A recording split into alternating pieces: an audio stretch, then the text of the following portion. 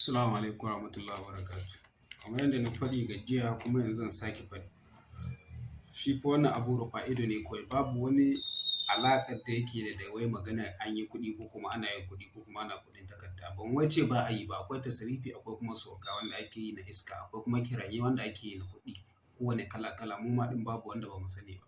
Amma na ga wani malami yana amfani da wannan abu yana kiran mutane da sunan wai shi zai musu kuɗi. To shi yasa ni ma na fito domin na nuna wa mutane kada wanda ya faɗa a hannun waɗannan mutanen namu wanda suka hito su ce ana yin kuɗi ko kuma ana yi wa mutane kuɗi.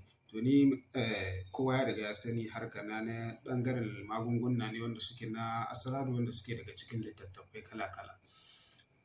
Littattafan asraru wanda kowa ya sani kuma ina rubuta wasu kuma ni ma ina fayyace wasu da su ma kuma ina cire waɗannan makullai wanda aka rufe su, wanda aka kukkulle waɗannan littattafan kamar irin su Saiful Ahmad, su Muftahul Ahmad da sauransu.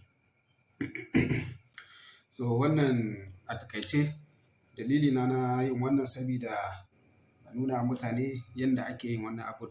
To ba wai yana nufin ni ma a kira ni a da sunan wai an yi min wani kuɗi ko kuma ina yin kuɗi ba ko kuma wani yana buƙatar kuɗi, ban da wani alaƙa da wannan abu ga wanda ya kira ni kuma da sunan wannan abu.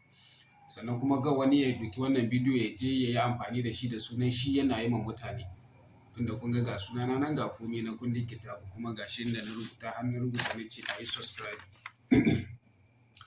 To wannan don ilimantarwa ne kawai, don ilimantarwa ne da kuma nishaɗi. Kwanta ne, babu wani abu da ya shafi alaƙa da wai a yi ma wani kuɗi ko kuma da takarda. Sannan ga wani kuma ya faɗa a hannun waɗannan mutane masu su kirari da cewa su suna yin kuɗi. In dai irin wannan ne, ban ce ba a yi ba, akwai wanda ake yi da jazba da sauransu.